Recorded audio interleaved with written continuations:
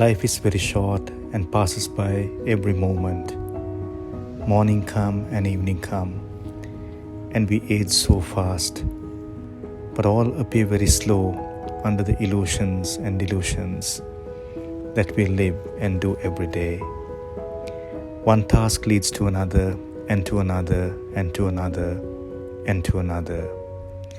So we remain very busy, doing this and that, career, home, kids, pets, house, garden, cravings, alcohol, parties, health, sad news, happy news, exciting things, and life goes on.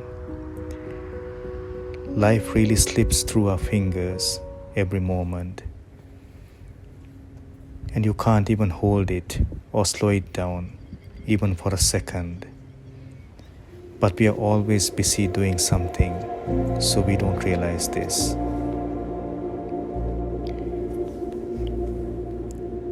As things never slow down, you don't see things from another angle, or even think about thinking about things or experiencing things in a different way. Life has become a very set pattern. Childhood, dreams, school, sports, achievements, friends, uni or college, work, family, kids, responsibilities, etc., etc. And later on, old age, grandkids, disease, and later on, death. Anything out of this program appear very abnormal, weird, or even very scary. You don't want to take any chances. You need to do like everyone else does, like our colleagues, peers, parents, etc. And also trying for success and responsibilities don't also give you a moment to stop and think, wait, am I really happy? Is this really what I want? Or if for a moment you start thinking this way, someone might question you or joke whether you have gone crazy. So you follow this life like everyone else does, because you think it's the right thing to do. The truth is that most of the things that we do are really useless in the long run. And the sad part is that it is so hard to realize this, so hard to understand this. Even now, as you're reading this or listening to my words, you may even question, what is this? I don't have time to be listening to all these. Or you may think, has he gone mad? What is he trying to say? Well, on the 20th of August 2014, I nearly died. I was doing a house call at about 7 a.m. and was attending to a sick 8-month-old baby in the patient's home. The baby was quite unwell and was suffering from bronchiolitis, a condition that babies get sick under 1 year and has difficulty breathing. I organized the baby to go to hospital soon. I had already seen a few other patients from 5 a.m. doing my morning shift that day. I had a mild discomfort over my jaw, and it felt like a bit of indigestion. I ignored this, as it appeared to be something like gastritis or reflux that I sometimes get. And this is because I have been doing shift work and never ate and slept on time, with such an abnormal rhythm of life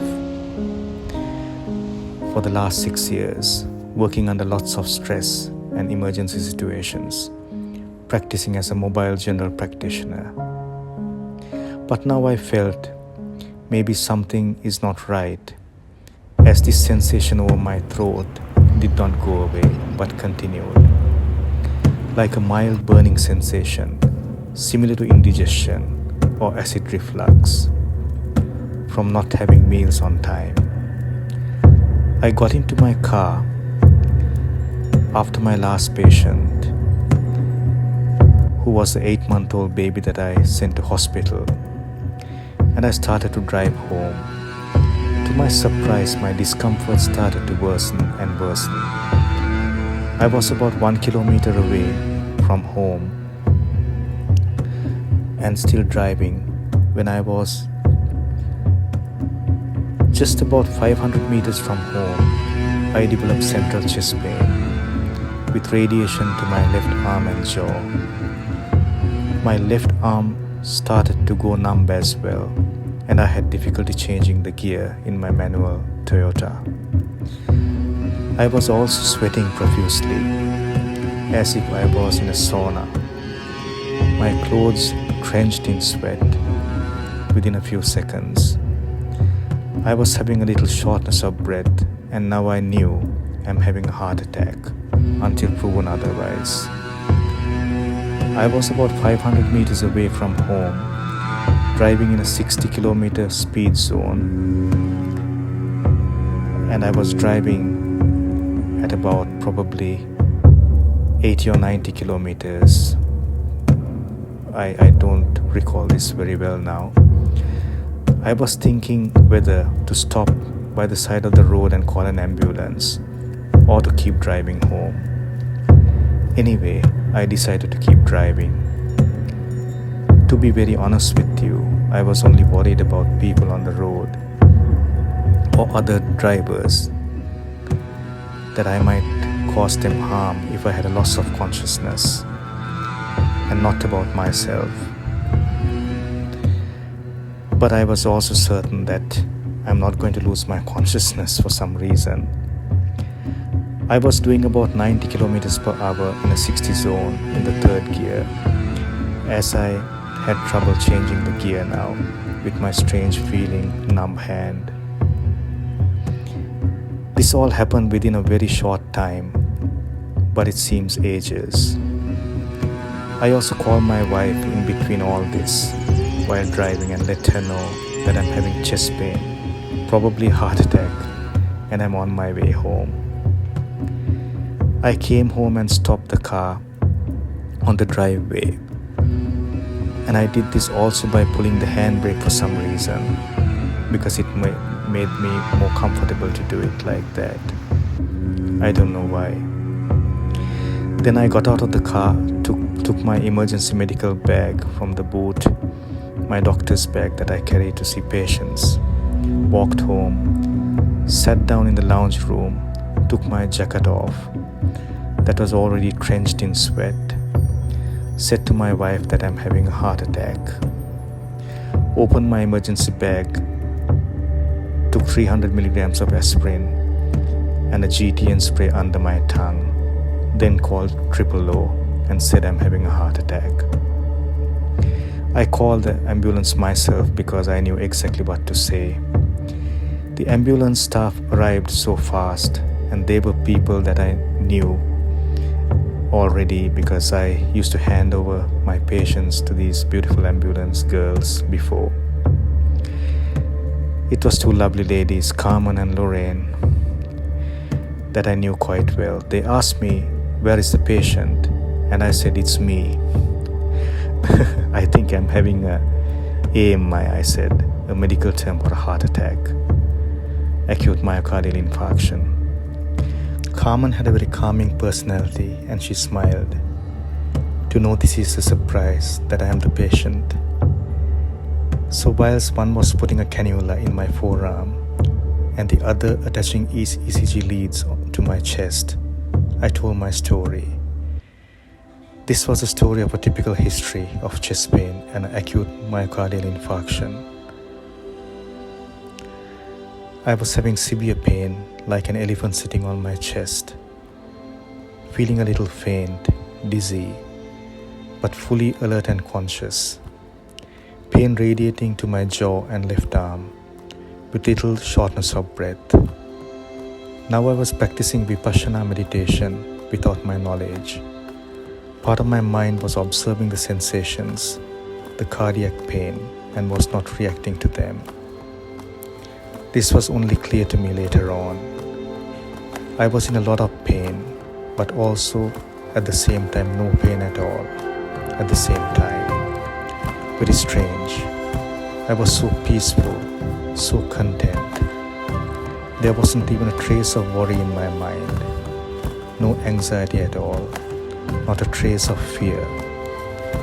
In fact, I was feeling so good, relaxed, very, very peaceful. My wife was sitting on my side. Our cat Marussia was licking me. And I felt that this is the end.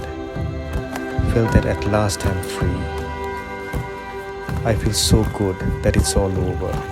No more worries for now. So peaceful. I let go of everything.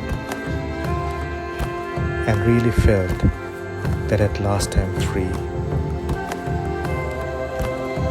A scene of freedom, sereneness, hard to explain perhaps without limits, and a very pure feeling. This is a sensation that I will never forget. So much of peace and tranquility, a very pure feeling. I felt so pure and undefiled. Also at the same time, this whole thing felt so familiar. This scene, this situation, this pain, this scenario, felt as if I faced the exact same thing not so long ago.